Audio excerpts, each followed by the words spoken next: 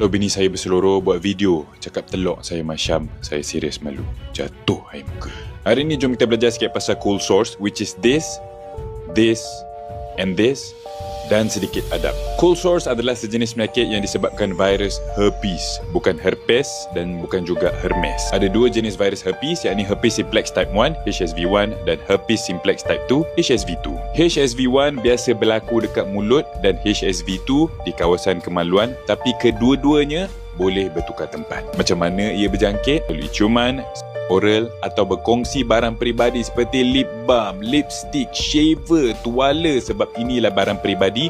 Keep it peribadi. Jadi tak semestinya 100% cold source disebabkan telok laki Syam. Dan once you ada this virus, ia akan bersama dengan anda selamanya, but don't worry, ia boleh dikawal. Kita boleh kena balik cold source ni dekat tempat yang sama kalau kita kena viral infection, stres teramat, penat yang kerap, immunity kita drop.